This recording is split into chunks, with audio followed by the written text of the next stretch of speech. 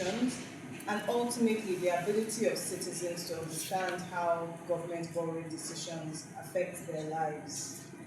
Before I go into the findings, let me briefly explain what this assessment is, why it matters, and how we approached it.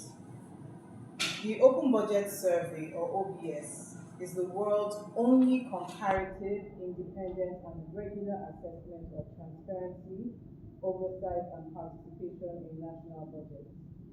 It is widely used to assess whether budget systems provide the information and accountability conditions needed for public scrutiny. Now, the debt accountability module is a pilot extension of our work.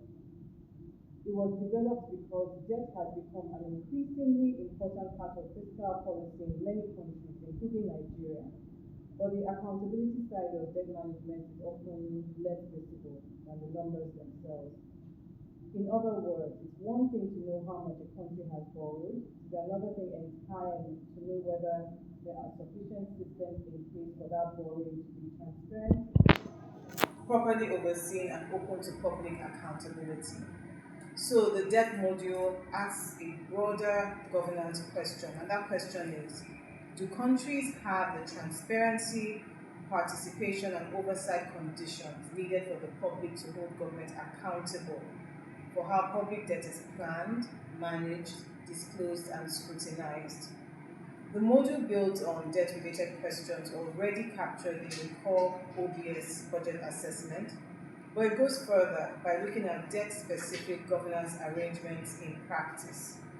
This includes whether borrowing plans are visible in budget documents, whether debt strategy is reviewed during the budget process, whether loan transactions are disclosed or audit and legislative scrutiny goes beyond formal approvals, and whether the public has meaningful opportunities to engage on debt and deficit issues.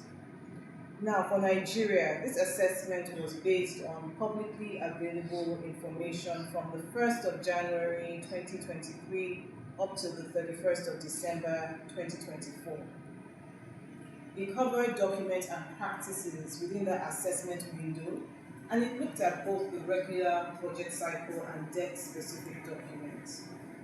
More specifically, the assessment examined 4 key areas. The first, the legal and institutional framework. That's whether the laws, the policies, and institutional arrangements for managing public debt are in place and whether they're clear.